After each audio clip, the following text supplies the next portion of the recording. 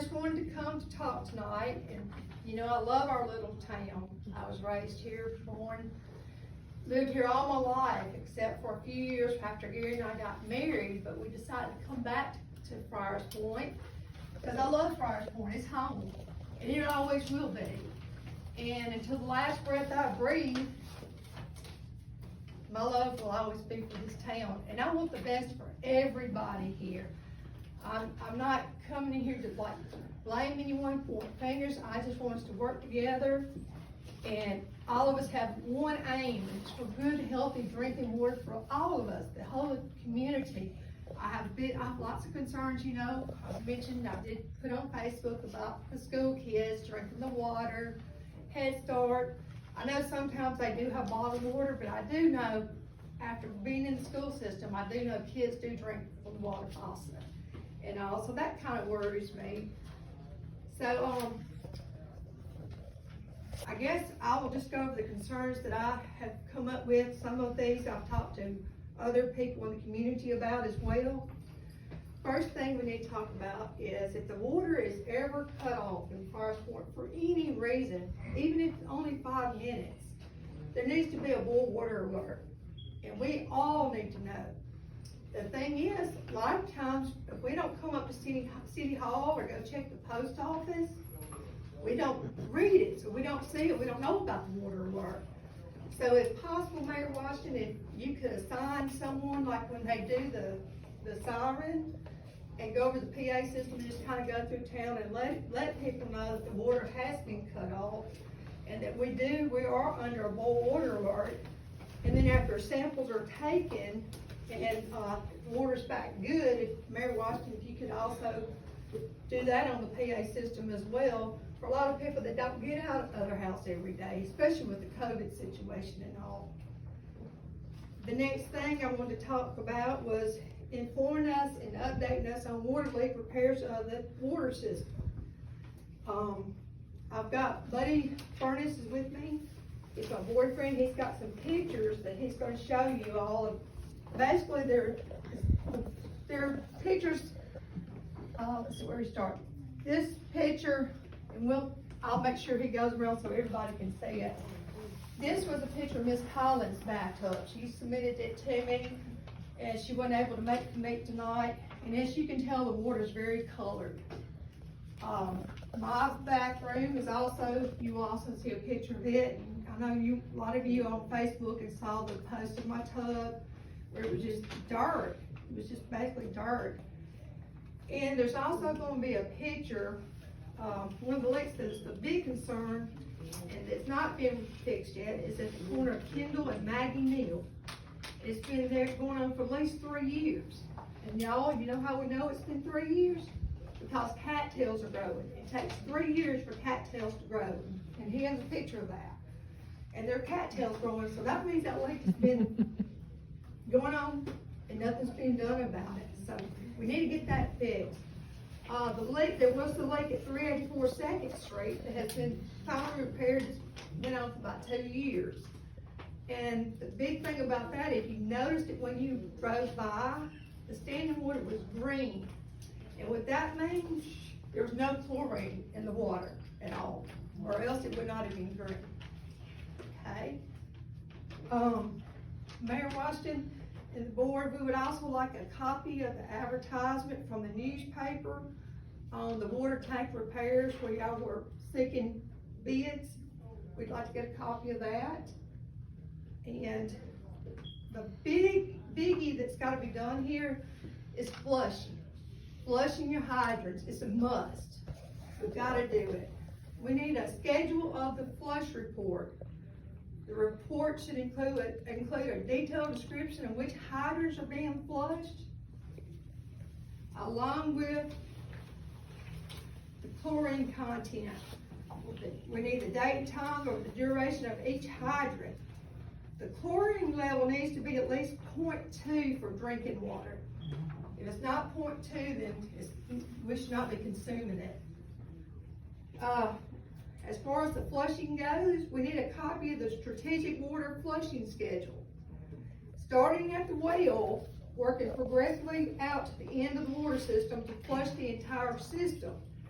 this is, very important to remember, that as we're flushing this out, the townspeople need to be aware when this takes place, because there's gonna be debris and contaminants in the water. So we need to be aware of when the flushing schedule will be, because our water's not gonna be good at that particular time. But we've got to do this to get our water better.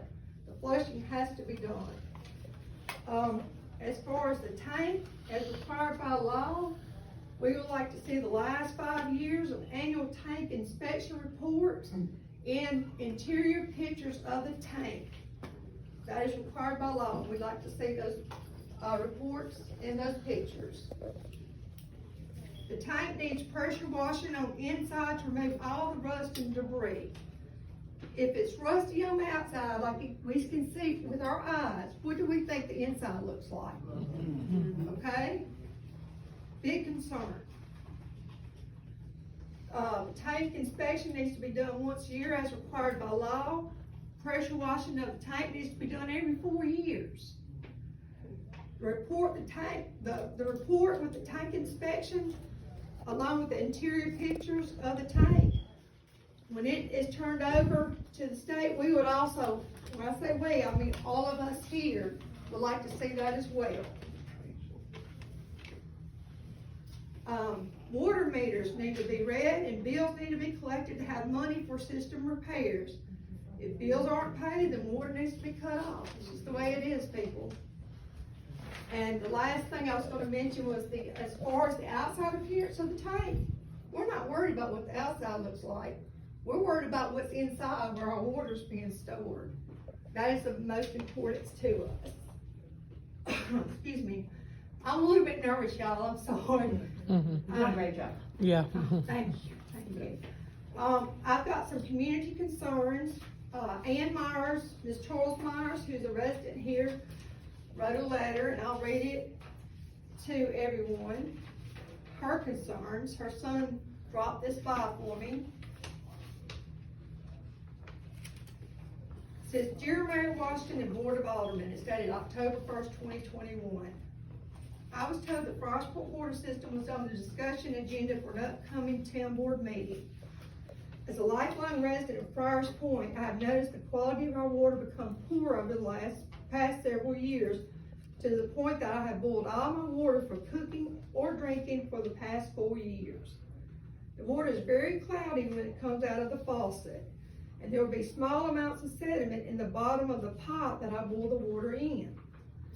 Last year, there was a water leak across the street from my driveway that leaked for over 2 months, pouring several thousands of gallons into a local drainage ditch and washing large amounts of sediment into the ditch, which now hinders rainwater damage.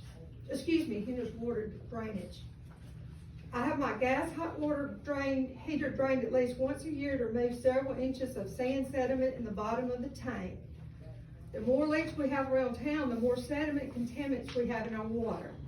For the safety of all our citizens, the town should strongly consider applying for state and federal grants, Ms. McKee just went over, which will be awesome, to upgrade both our water and sewer system due to their age and numerous leaks around town. Respectfully, Ann Myers. Ms. Blackshire asked me her concern was the smell of the water, which concerns a lot of our citizens. I know when I go to wash dishes, I'm old-fashioned like my mom. I just like to wash my dishes. Y'all, sometimes it smells so bad. It's the smell. It's not a chlorine smell. It's not a strong chlorine smell. It's not that type of smell, unfortunately. Yeah, it stinks. It does. And Ms. Collins, as I mentioned earlier, she submitted pictures of her tub. Her water is also the brown color like mine.